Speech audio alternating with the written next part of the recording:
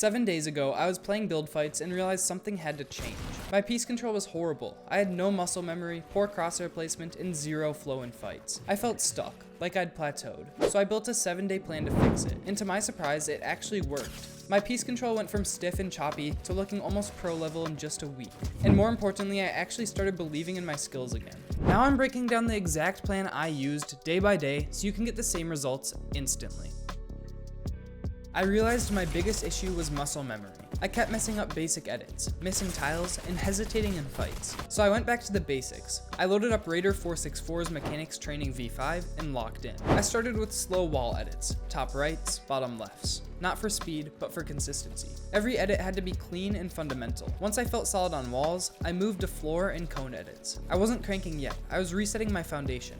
I'd mess up, reset, and run it again. My main focus was, can I do this perfectly 5 times in a row? Because that's what sticks for you long term. I ended the session with 5 to 10 minutes of crosshair training, trying to keep my crosshair tight while moving through builds. It wasn't flashy, but I could already feel my hands starting to trust the motions again.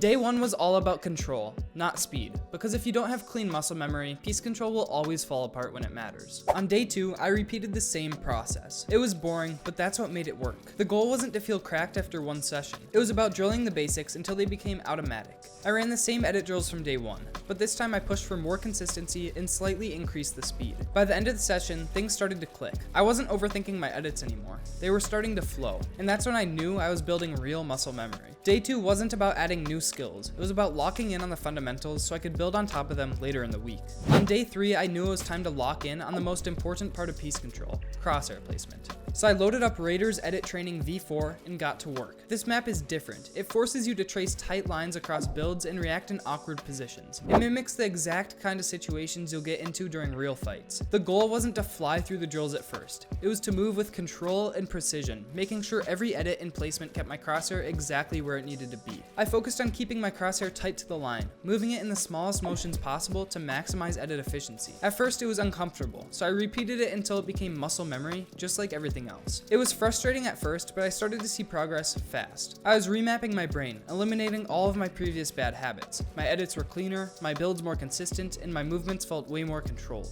Day 3 taught me that clean crosshair placement is the key to piece control. I felt confident in my basic building and editing abilities, so I decided to apply them in a more realistic scenario. I loaded up Raider464's piece control map, which is perfect for this stage. Unlike edit courses, this map forces you to build in tight spaces, take smart peeks, and treat every drill like you're fighting a real player. Each setup puts you in a different situation, ramping at someone, dropping into a box, making a right-hand peek, and you have to figure out the best way to box, edit, and finish the fight. I slowed things down and focused on making every piece count. No wasted builds, no wild flicks, just clean, efficient movement. The more I ran it, the more natural it felt. I started building and piecing without thinking, setting up peaks instinctively instead of forcing.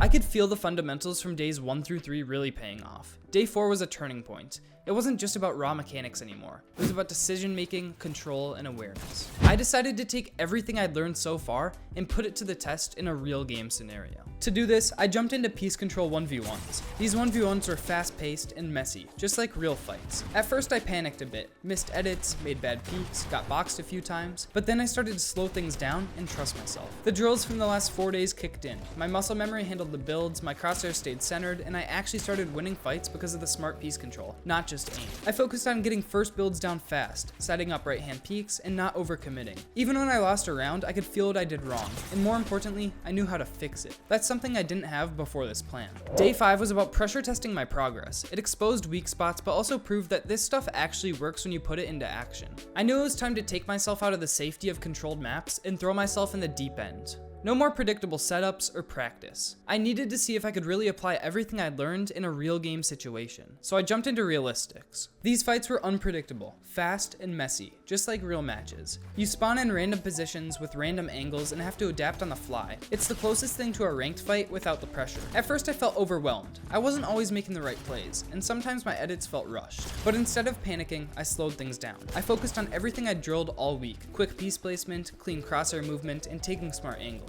I started hitting solid pre-boxes, baiting edits, and outplaying my opponent without overthinking. Day 6 was a reality check. It proved that practice doesn't mean anything if you don't apply it under pressure, but it also showed me that I was ready. The habits I'd built were finally becoming automatic. It was time for the final test. I queued into ranked, solo, no warm-up, just me and everything I'd learned.